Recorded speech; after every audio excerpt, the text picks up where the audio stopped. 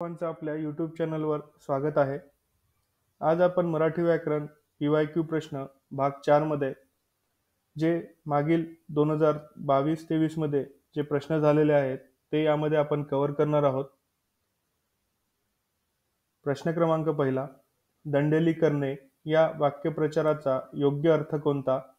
तर याचं उत्तर आहे ऑप्शन क्रमांक 4, जबरदस्ती करणे.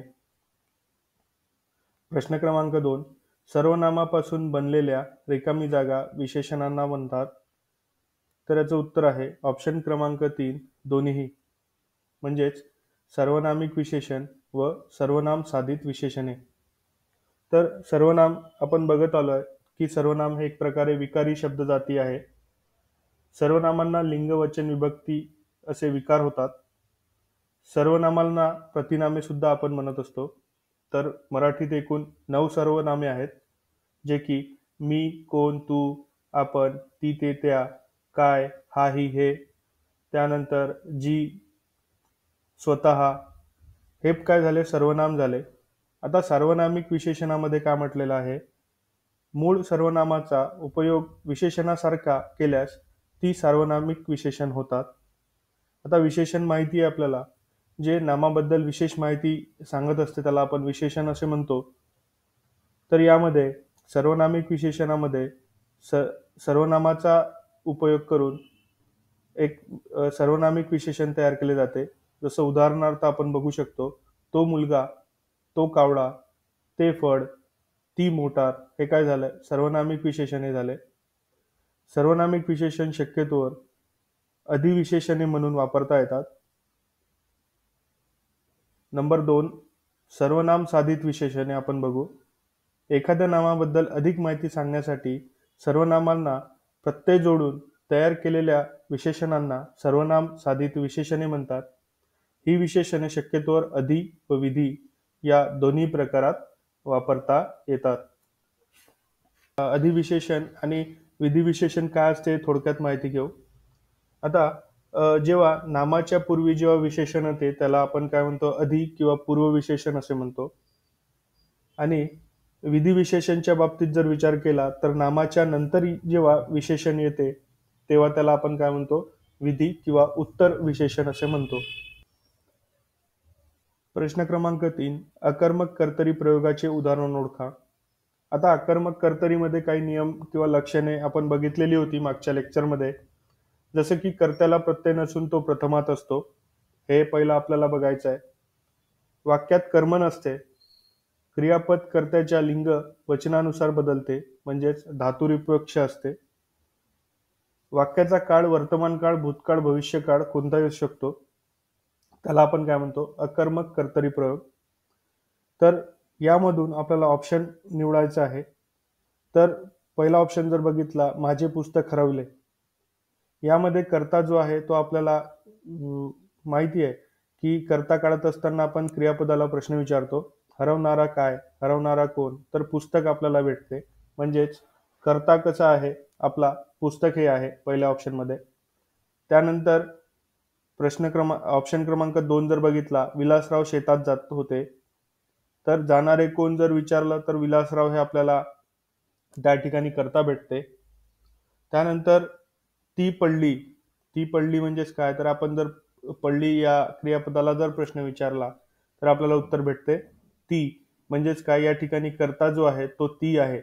आता यावरून आपण एक ऑब्झर्वेशन करू शकतो की कर्त्याला कुठलंच प्रत्यय लागलेलं नाही. पुस्तक जे आहे पुस्तकाला प्रत्यय लागलेलं नाही आणि ते प्रथमात आहे. त्यानंतर विलासराव जे आहे, विलासराव हे पण एक प्रकारे काय आहे? कर्ता आहे आपला, त्याला सुद्धा प्रत्यय लागलेला नाही आणि ते प्रथमात आहे. ऑप्शन 4 जे आहे त्यामध्ये ती हे पण प्रथमामध्ये दिलेलं आहे.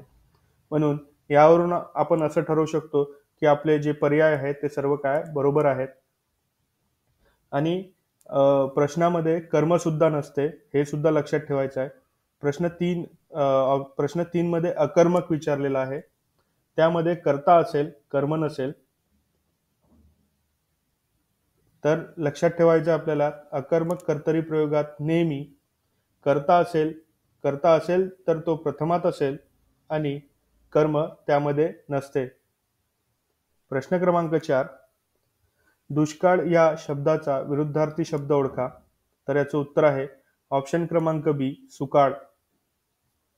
प्रश्न क्रमांक 5, जाणून घेण्याची इच्छा असणारा. याचं उत्तर आहे ऑप्शन क्रमांक बी, जिज्ञासू. प्रश्न क्रमांक 6, खालील पर्यायातून नामसाधित क्रियापद ओळखा. तर याचं उत्तर आहे ऑप्शन क्रमांक डी, आईच्या आठवणीने माझे डोळे पाणावले. आता एखादा शब्द जर त्या ठिकाणी नाम म्हणून जर आला असेल आणि त्याला क्रियापद त्या ठिकाणी जर लावत असेल तर त्याला आपण नामसाधित क्रियापद असं म्हणतो. आपण पुढच्या स्लाइडमध्ये बघू की नामसाधित क्रियापद काय असते. प्रश्न क्रमांक 7, सुतोवाचक करणे या वाक्यप्रचारासाठी समानार्थी वाक्यप्रचार कोणता. तर याचं उत्तर आहे ऑप्शन क्रमांक 3, ओनामा करणे. प्रश्न क्रमांक 8, शाश्वत या शब्दासाठी विरुद्धार्थी शब्द सांगा. तर याचं उत्तर आहे ऑप्शन क्रमांक 2, क्षणभंगूर. आता आपण साधित क्रियापदाचे जर प्रकार बघितले तर नाम साधित क्रियापद, विशेषण साधित क्रियापद, धातू साधित क्रियापद आणि अव्यय साधित क्रियापद हे 4 प्रकार पडतात. त्यामध्ये आपल्याला जो या ठिकाणी प्रश्न क्रमांक 6 मध्ये नामसाधित क्रियाबद्दल विचारलेलं होतं तर त्याची थोडक्यात माहिती घेऊ. यामध्ये नामसाधित क्रियापद एक प्रकारे नामापासून तयार होणाऱ्या क्रियापदाला नामसाधित क्रियापद असे म्हणतात. आता ऑप्शनवरून जर आपण विचार केला बघा, पहिल्या क्रमांकाचं ऑप्शन आहे जे आपल्याला आपण उत्तरामध्ये मार्क केलेलं आहे, आईच्या आठवणीने माझे डोळे पाणावले. आता पाणावले जे आपल्याला क्रियापद दिलेले आहे यामध्ये पाणी हा एक नाम आहे आणि जेव्हा नामापासून क्रियापद तयार होते तेव्हा त्याला नामसाधित क्रियापद असे म्हणतो. ऑप्शन क्रमांक 2 जर बघितला, उदाहरण 2 जर बघितलं तर तो ग्रंथालयात पुस्तके नेहमी वाचतो, नेहमी हाताळतो लिहून आहे.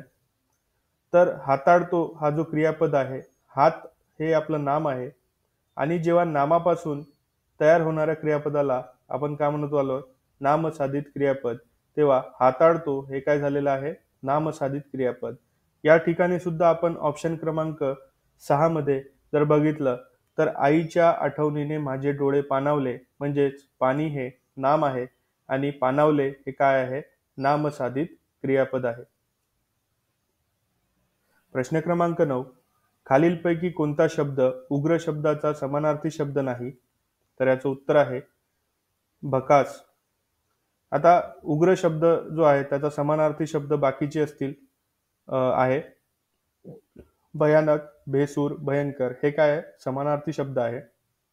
परंतु भकास जो आहे त्याचा समानार्थी शब्द जर बघितला तर वैरान या शब्दाचा समानार्थी आपला ओसाड, भकास, उजळ, त्याला आपण काय म्हणतो, भकास या शब्दाचा समानार्थी. प्रश्न क्रमांक 10, खालील काही अलंकारिक शब्दाचे अर्थ दिलेले आहेत, त्यापैकी चुकीचा पर्याय ओळखा. या ठिकाणी चुकीचा पर्याय ओळखायचा आहे. प्रश्न वाचत असताना चुकीचा आहे की बरोबर आहे ते पहिले प्रश्न वाचायचा आहे, त्यानंतरच आपल्याला मार्क करायचा आहे. तर याचा जर ऑप्शन बघितले, पर्वणी अत्यंत वाईट काळ, हे चुकीचं आहे. ऑप्शन क्रमांक 2, खंडाक्ष जोरदार भांडण, हे बरोबर आहे. आपण खंडाक्षाला जोरदार भांडण असं म्हणतो. भगीरथ प्रयत्न म्हणजे खूप प्रयत्न केले, आटोकाट प्रयत्न आपण म्हणतो. बिनभाड्याचे घर म्हणजे तुरुंग, हा सुद्धा एक शब्द आहे. तर पर्वणी अत्यंत वाईट काळ हे चुकीचं आहे. तर याचं उत्तर राहील ऑप्शन क्रमांक 1, पर्वणी. आता पर्वणी म्हणजे होते काय, तर पर्वणी म्हणजे आनंदमय काळ असणे किंवा सुवर्ण संधी असणे, त्याला आपण पर्वणी असे म्हणतो. प्रश्न क्रमांक 11, दिलेल्या शब्दासाठी योग्य समानार्थी शब्द निवडा. सारंग, कुरुंग, तर याचं उत्तर आहे ऑप्शन क्रमांक 2, हरिण. आपण हरणाला सारंग किंवा कुरुंग असा समानार्थी शब्द त्या ठिकाणी वापरत असतो. प्रश्न क्रमांक 12, संजयराव अक्षरश्रू आहेत, अधोरेखित शब्दाचा अर्थ सांगा. आता अधोरेखित या ठिकाणी अक्षरश्रू केलं होतं, तर लक्षात ठेवा संजय रावच्या नंतर जो शब्द दिलेला आहे अक्षर शत्रू, तर अक्षय शत्रू जो शब्द आहे त्याला अधोरेखित केलेला आहे. तर याचा अर्थ विचारलेला आहे, तर याचं उत्तर आहे ऑप्शन क्रमांक 4 निरक्षर. प्रश्न क्रमांक 13 खालीलपैकी अयोग्य पर्याय ओळखा. आता अयोग्य पर्याय ओळखत असताना ऑप्शन पूर्ण वाचायचे आहेत. वाचल्यानंतरच आपल्याला निर्णय घ्यायचा आहे. तर पहिला ऑप्शन बघितला, शक्य कर्मणी या प्रकारात क्रिया करण्याची शक्यता, सामर्थ्य, इच्छा, अपेक्षा असा अर्थ क्रियापदातून व्यक्त होतो. हे ठीक आहे शक्य कर्मणी प्रयोगाबाबतीत. त्यानंतर गौण कर्तृत्व कर्मणी या प्रकारात कर्ता गौण असतो व कर्माला सुद्धा महत्व असते, हे पण बरोबर आहे. त्यानंतर पुराण कर्मणी हा प्रयोग मूळ उर्दू कर्मणी प्रयोगापासून आलेला आहे, हे चुकीचं आहे. कारण पुराण कर्मणी जो प्रयोग आहे तो संस्कृत मधनं आपण या ठिकाणी आलेला आहे. तर ऑप्शन क्रमांक 3 हे चुकीचं आहे. त्यानंतर ऑप्शन क्रमांक 4 बघू, समापन कर्मणी यात क्रियापदाचा अर्थ कार्य समाप्ती दर्शवतो, हे बरोबर आहे. तर याचं उत्तर राहील ऑप्शन क्रमांक 3. पुराण कर्मणी प्रयोग हा मूळ उर्दू कर्मणी प्रयोगातून आलेला आहे. परंतु पुराण कर्मणी प्रयोग हा लक्षात ठेवा, हा संस्कृतातून आपण घेतलेला आहे. प्रश्न क्रमांक 14 अंग काढून घेणे याचं उत्तर आहे ऑप्शन क्रमांक 1. आपल्याला यामध्ये वाक्यात उपयोग करायचा होता. ऑप्शन वाचून पूर्ण आपल्याला एक निर्णय घ्यायचा आहे. असे सोपी प्रश्न विचारतात, पण आजकाल जे डिफिकल्ट लेवल जे आहेत ते वाढलेले आहेत. तर लक्षात ठेवा, जे पण मराठी ग्रामरचे प्रश्न आहेत ते संपूर्ण टॉपिक आपल्याला करायचं आहे, जेणेकरून कुठलाही 25 मार्क किंवा 20 मार्क किंवा 10 प्रश्न जरी आले परीक्षेत तरी ते लगेच सोडवता आले पाहिजेत. तर याचं उत्तर आहे कोरोनाला घाबरून दिखाऊ नेत्यांनी समाजसेवेतून आपले अंग काढून घेतले. प्रश्न क्रमांक 15 खालीलपैकी कोणते वाक्य व्याकरणाच्या नियमानुसार आहे. तर आपल्या यामध्ये कर्ता कर्म सगळंच आलं पाहिजे व्याकरणाच्या नियमानुसार. तर याचं उत्तर आहे ऑप्शन क्रमांक 1 रामूने काठी घेतली. जर ऑप्शन 2 बघितला, लागला मोर नाचू, हे व्यवस्थित नाही. त्याला आवडतात पेरू, हे पण व्यवस्थित नाही. म्हणजे वाक्याची रचना जी आहे ते एक प्रकारे शुद्ध नियमानुसार झाली पाहिजे. येणार नाही पाऊस आज, येणार नाही आज पाऊस, हे काय झालंय, चुकीचं वाक्य झालंय. तर आपण प्रश्न क्रमांक ऑप्शन क्रमांक 1 रामूने काठी घेतली हे काय करणार आपलं उत्तर असेल. प्रश्न क्रमांक 16 विरुद्धार्थी शब्दाची चुकीची जोडी ओळखा. चुकीची जोडी या ठिकाणी विचारलेला आहे. सरस निरस, हर्ष अहर्ष, हे चुकीचं आहे. ऑप्शन क्रमांक 2 चुकीचं आहे, लक्षात ठेवा. हल्ला माघार हे बरोबर आहेत. रुबाब नमता हे बरोबर आहेत.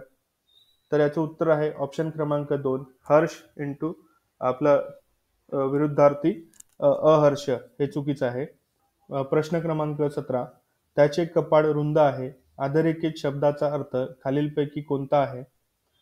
तर याचं उत्तर आहे ऑप्शन क्रमांक 2 भ्याड.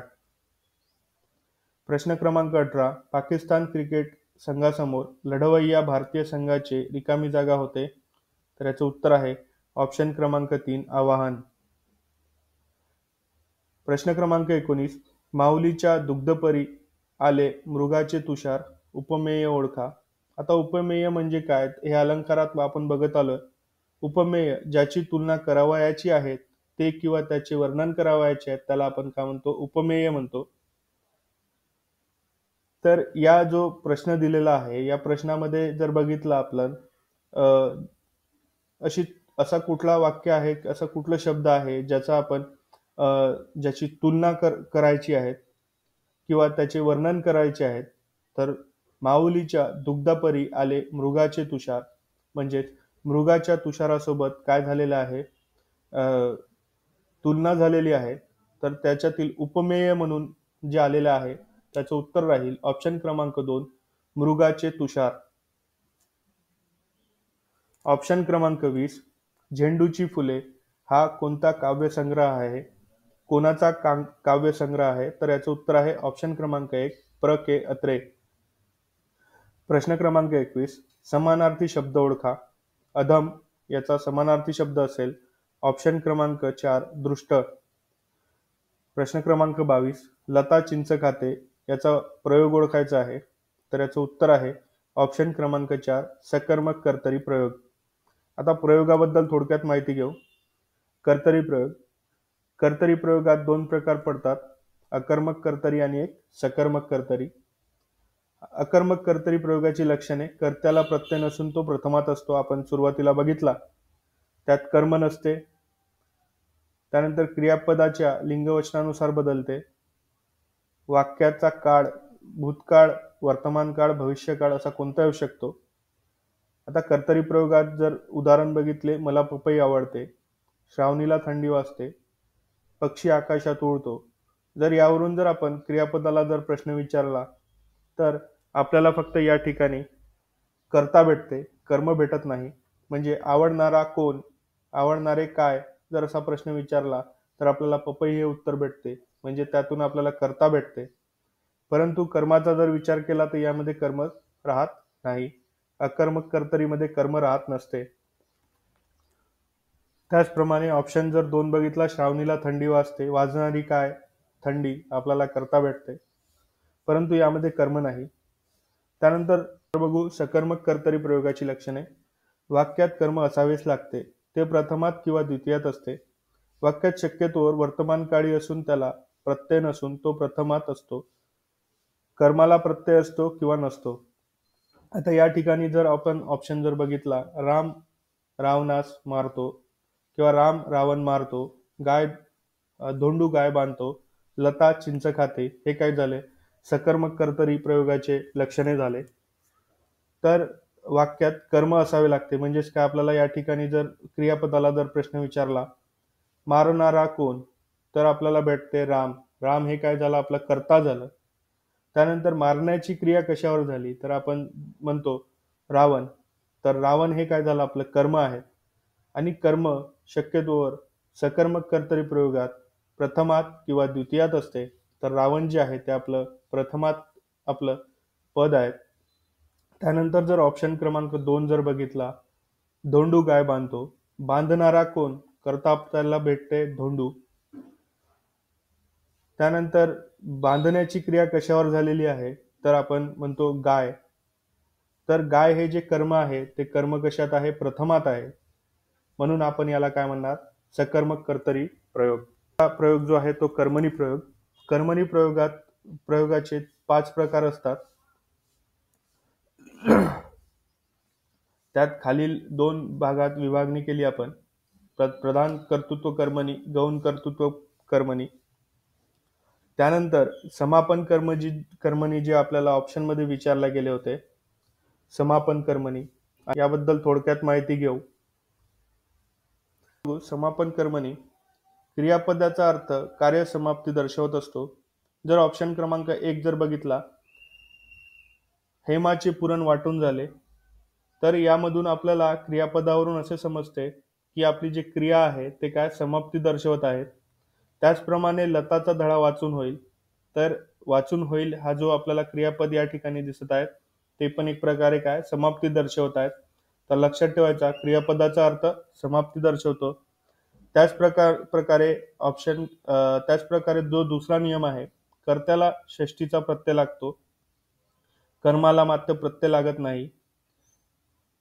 तिसरा जो नियम आहे, धातूला ऊन हून हा प्रत्यय असून पुढे झाला, होईल, व्हावे असे सहाय्यक क्रियापदे त्या ठिकाणी लागत असते, त्याला आपण समापन कर्मणी असे म्हणतो. पुराण कर्मणीचा जर विचार केला, हा प्रयोग मूळ संस्कृत कर्मणी प्रयोगातून आलेला आहे. अशी वाक्यरचना फक्त प्राचीन काव्यात आढळते. अशी रचना शक्यतोवर गद्यात आढळत नाही. सकर्मक धातूला ज हा प्रत्यय लागतो. तर ऑप्शन जर बघितला आपण, तात अथवा कार्यकर्म, कारिजे, लघु लेकराने. त्यानंतर ऑप्शन 2 जर बघितला, नडे इंद्रिसी असे बोजिले, तर हे एक प्रकारे संस्कृत कर्मणी प्रयोगातून पुराण कर्मणी आलेला आहे, तर त्याला आपण पुराण कर्मणी असे म्हणतो. प्रश्न क्रमांक 23, रुक्मिणी स्वयंवर ही रचना कोणाची आहे, तर याचं उत्तर आहे ऑप्शन क्रमांक 3, संत एकनाथ. प्रश्न क्रमांक 24, जिथे एखादी गोष्टीचे खरे कारण लपवून दुसरेच कारण देण्याचा प्रयत्न केला जातो तेथे हा अलंकार होतो. याचं उत्तर आहे ऑप्शन क्रमांक 1, व्याजोक्ती. प्रश्न क्रमांक 25, आपण होती गोड नाम तुझे देवा, अलंकार ओळखा. तर याचं उत्तर आहे ऑप्शन क्रमांक 4, व्यतिरेक. तर अलंकार हे जे दोन ऑप्शन आहेत त्याबद्दल आपण माहिती घेऊ. व्यतिरेक अलंकार जेव्हा कोणत्याही वाक्यात उपमेय उपमानापेक्षा श्रेष्ठ दाखवले जाते तेव्हा आपण व्यतिरेक अलंकार असे म्हणतो. बघा, आपण होती गोड नाम देवा तुझे देवा. तर प्रस्तुत उदाहरणात परमेश्वराचे नाव हे उपमेय आहे. म्हणजे देव जे आपण म्हटलेलं आहे या वाक्यामध्ये, ते परमेश्वराचे नाव हे उपमेय आहे. गोडीच्या बाबतीत अमृत या उपमानापेक्षाही वरचढ या ठिकाणी दाखवलेलं आहे. तर याला आपण काय म्हणणार? व्यतिरेक अलंकार म्हणणार. व्याजोक्ती अलंकार म्हणजे काय? तर गोष्टीचे खरे कारण लपवून दुसरेच कारण देण्याचा जेव्हा प्रयत्न करतो तेव्हा व्याजोक्ती अलंकार असे म्हणतो. या ठिकाणी आपण बघत आलोय प्रश्न क्रमांक 24 मध्ये, जिथे एखाद्या गोष्टीचे खरे कारण लपवून दुसरेच कारण जेव्हा सांगतात तेव्हा त्याला आपण व्याजोक्ती अलंकार असे म्हणतो. त्यानंतर प्रश्न क्रमांक 26, खालीलपैकी कोणते अचूक वाक्य आहे? आपल्याला संपूर्ण प्रश्न वाचायचे आहेत. प्रश्न वाचल्यानंतर योग्य उत्तर त्या ठिकाणी आपल्याला मार्क करायचे आहेत. ज्याचे वाक्य जे आहेत ते एक प्रकारे ग्रामर जे आपण व्याकरणदृष्ट्या बरोबर असेल त्याला आपल्याला काय करायचं आहे? मार्क करायचं आहे. जर याचं उत्तर आहे ऑप्शन क्रमांक 2, ॲलन मक्स यांनी पत्रात कल्पित समस्या मांडली. प्रश्न क्रमांक 27, घोडा या शब्दाचे लिंग ओळखा. तर याचं उत्तर आहे ऑप्शन क्रमांक 4, पुल्लिंगी. प्रश्न क्रमांक 28, समानार्थी शब्द सांगा. अग्नीचा समानार्थी शब्द, याचं उत्तर आहे ऑप्शन क्रमांक 4, पावक. प्रश्न क्रमांक 29, सेजल गायीची धार काढत होती. अधोरेखित शब्दाचे अनेक वचन करा. तर अधोरेखित शब्द या ठिकाणी धार हा अधोरेखित शब्द आहे. तर याचा अनेक वचन जर विचारला तर याचं उत्तर आहे ऑप्शन क्रमांक 3, धारा. प्रश्न क्रमांक 30, समास ओळखा. वनभोजन, याचं उत्तर आहे ऑप्शन क्रमांक 4, तत्पुरुष समास. प्रश्न क्रमांक 31, त्याच्या घरावर असंख्य पाखरे बसली आहेत. अधोरेखित शब्दाचे एकवचन ओळखा. तर याचं उत्तर आहे ऑप्शन क्रमांक 3, पाखरू. प्रश्न क्रमांक 32, खालीलपैकी योग्य विरामचिन्ह युक्त वाक्य कोणते आहेत? तर याचं उत्तर आहे ऑप्शन क्रमांक 3, आता ही काय म्हशीला बोलायला लावणार की काय? माई हसून म्हणाली. तर या ठिकाणी आपल्याला जे विरामचिन्ह जे आहे ते आपल्याला बघायचे आहेत, सर्व ऑप्शन चेक करून. प्रश्न क्रमांक 33, खालीलपैकी पर्यायात एकवचनी नामाचे अनेकवचनी रूप दिलेले आहेत. त्यातील चुकीचा पर्याय ओळखा. तर याचं उत्तर आहे ऑप्शन क्रमांक 3, पंगत आणि पंगत. हे काय आहे? चुकीचं आहे. प्रश्न क्रमांक 34, विरुद्धार्थी शब्द ओळखा. दुमत. तर याचं उत्तर आहे ऑप्शन क्रमांक 4, एकमत. विरुद्धार्थी शब्द विचारला होता. प्रश्न क्रमांक 35, प्रत्यक्षात असणाऱ्या किंवा कल्पनेने जाणवलेल्या वस्तूंना किंवा त्याच्या गुणधर्मांना दिलेली जी नावे त्यांना व्याकरणात असे म्हणतात. तर याचं उत्तर आहे ऑप्शन क्रमांक 1, नाम. प्रश्न क्रमांक 36, अनेक वचन करा. पेढा या शब्दाचा अनेक वचन आहेत, पेढे. प्रश्न क्रमांक 37, खालील एकवचनी नामाची अनेकवचनी रूप दिलेली आहेत. त्यातील चुकीचा पर्याय ओळखा. तर याचं उत्तर आहे, संपूर्ण ऑप्शन आपल्याला वाचायचे आहेत, त्यानंतर चुकीचा पर्याय त्या ठिकाणी वापरायचा आहे. याचं उत्तर आहे ऑप्शन क्रमांक 4, लेखणी. लेखणी हे काय? चुकीचा पर्याय आहे. प्रश्न क्रमांक 38, सरकारी योजना चांगल्या असतात, त्या तळागाळापर्यंत जात नाही. संयुक्त वाक्य बनवायचं आहे. संयुक्त वाक्य बद्दल आपण मागच्या लेक्चरमध्ये सुद्धा बघितलं होतं.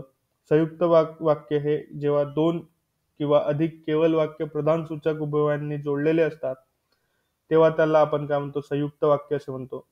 आता म्हणून, पण किंवा व हे शब्द त्या ठिकाणी वापरत असतात.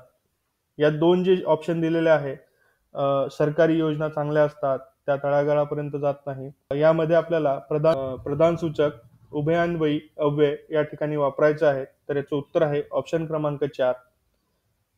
हे वाक्य अशा पद्धतीचं होईल. सरकारी योजना चांगल्या असतात, पण पण हे आपण अव्यय वापरलेला आहे, पण त्या तळागाळापर्यंत जात नाही. प्रश्न क्रमांक 39. नर्तकीचे नृत्य प्रेक्षणीय होते. वरील वाक्यातील स्त्रीलिंगी शब्द ओळखा. तर नर्तकी जी आहे त्याच्याबद्दल आपल्याला स्त्रीलिंगी शब्द ओळखायचा आहे. त्याचं उत्तर आहे ऑप्शन क्रमांक 3 नर्तकी, तेच असेल. प्रश्न क्रमांक 40. खालीलपैकी कोणता पर्याय व्याकरण नियमानुसार आहे? तर याचं उत्तर आहे ऑप्शन क्रमांक 1.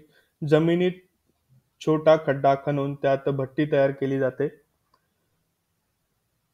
प्रश्न क्रमांक 41. खालील वाक्यातील काळ ओळखा. माधुरी नृत्य करत आहे. आता करत आहे यावरून आपल्याला समजून येते हे वर्तमान काळातील वाक्य आहे. तर याचं उत्तर आहे ऑप्शन क्रमांक 1 अपूर्ण वर्तमान काळ. प्रश्न क्रमांक 42. ललाट या शब्दाचा समानार्थी पर्याय खालीलपैकी कोणता नाही? नाही विचारलेला आहे. तर याचं उत्तर आहे ऑप्शन क्रमांक 4 कपाळ करंटा. प्रश्न क्रमांक 43. स्वतःचा स्वतंत्र अर्थ नसतो, तो नामाऐवजी येतो, त्याला आपण का म्हणतो? त्याचं उत्तर आहे ऑप्शन क्रमांक 4 सर्वनाम. प्रश्न क्रमांक 44. अधोरेखित शब्द खालीलपैकी कोणत्या प्रकारचा आहे? कोंबडा आरवतो. यामध्ये ऑप्शन जर वाचले क्रियापद, धातू, कर्म आणि कर्ता या ठिकाणी आपल्याला विचारलेला आहे, त्यापैकी कुठला?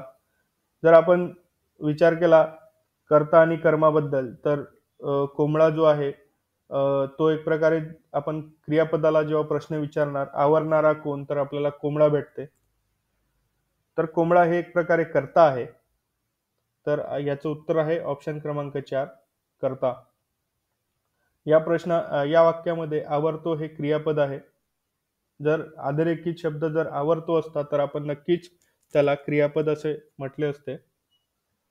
प्रश्न क्रमांक 45. प्रयोग ओळखायचा आहे. पार्थ लाडू खातो. आता प्रयोग ओळखत असताना आपण बघितलं आहे सकर्मक कर्तरी प्रयोग, कर्मणी प्रयोग, अकर्मक कर्तरी प्रयोग आणि भावी प्रयोग. तर याचं उत्तर राहील ऑप्शन क्रमांक 1 सकर्मक कर्तरी प्रयोग. प्रश्न क्रमांक 46. समानार्थी शब्द सांगा. पर्वत. याचं उत्तर आहे ऑप्शन क्रमांक 2 गिरी. प्रश्न क्रमांक 47. रीती भविष्यकाळ बनवायचा आहे. वाक्य दिलेलं आहे. मुलगा पुस्तक वाचत असतो. भविष्यकाळात आपल्याला माहिती आहे की जो आपण क्रियापद वाचतो म्हणजेच जाईल, करील, नेईल, हे काय झाले आपले भविष्यकाळातील वाक्य झाले. तर रीती भविष्यकाळ बनवत असताना याचं उत्तर असेल ऑप्शन क्रमांक 3 मुलगा पुस्तक वाचत जाईल, म्हणजे भविष्यकाळात आपण बोलतोय. प्रश्न क्रमांक 48. तो आजन्म ब्रह्मचारी राहिला. याचं उत्तर आहे ऑप्शन क्रमांक 3 अव्ययीभाव समास. आता समास पण आपण मागच्या ज्या भाग 3 मध्ये आपण थोडक्यात माहिती घेतली होती. अव्ययीभाव समासाचे जे पहिलं जे शब्द असते तो काय असते? प्रधान असते. जसे आ, त्यानंतर गैर, बे हे जे शब्द त्या ठिकाणी लागत असते त्यावरून आपण अव्ययीभाव समास ओळखत असतो. प्रश्न क्रमांक 49. खालील वाक्यातील विशेषण ओळखा. म्हणजेच वाक्य दिलेलं आहे मोगऱ्याची फुले सुगंधित असतात. तर यामध्ये विशेषण ओळखायचं आहे. तर याचं उत्तर आहे ऑप्शन क्रमांक 2 सुगंधित. आता विशेषण म्हणजे आपण म्हणतो की नामाबद्दल जर अधिक माहिती जर सांगत असेल तर त्याला आपण विशेषण म्हणतो. या वाक्यातील नाम जे आहे ते फुले आहे. फुलाबद्दल अधिक माहिती कोण सांगत आहे? तर सुगंध हा शब्द त्या ठिकाणी सांगत आहे. तर म्हणून आपण विशेषण या वाक्यातील जे असेल ते सुगंधी. प्रश्न क्रमांक 50 आणि शेवटचा प्रश्न. अयोग्य जोडी ओळखा. अयोग्य जोडी ओळखायची आहे. भाजीपाला नपुसकलिंगी हे चुकीचं आहे, कारण पाला हा शब्द काय आहे? पुल्लिंगी शब्द आहे. आपण जेव्हा लिंग ओळखतो तेव्हा जर जोड शब्द जर त्या ठिकाणी आले आहेत भाजीपाला, तर आपण जो शेवटचा शब्द आहे त्या शब्दावरून आपण त्या शब्दाचा लिंग ओळखत असतो.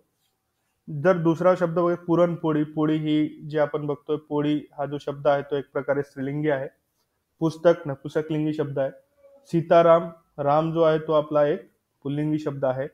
तर यावरून आपल्याला समजून येते की याचं उत्तर आहे ऑप्शन क्रमांक 1, भाजीपाला नपुंसकलिंगी. हे काय आहे? चुकीचा प्रश्न आहे, चुकीचा ऑप्शन आहे. तर याचं उत्तर आहे भाजीपाला. पाला जो आहे तो एक प्रकारे पुल्लिंगी शब्द आहे. आज आपण एकूण टोटल 50 प्रश्न यामध्ये कव्हर केले, जे की TCS आणि IBPS जे परीक्षा झाल्या आहेत त्यामध्ये आपण हे प्रश्न घेतलेले आहेत. अशाच प्रकारचा सिलेबस सुद्धा येणाऱ्या ज्या परीक्षा आहे त्यामध्ये सुद्धा असेलच. तर आपल्याला या प्रश्नाची प्रॅक्टिस करायची आहे. संपूर्ण ग्रामर जे टॉपिक आहेत ते पूर्ण कव्हर करायचे आहेत. जर व्हिडिओ आवडला असेल तर नक्की लाईक करा, शेअर करा. आपण भेटू पुढच्या भागात, भाग 5 मध्ये. तोपर्यंत धन्यवाद.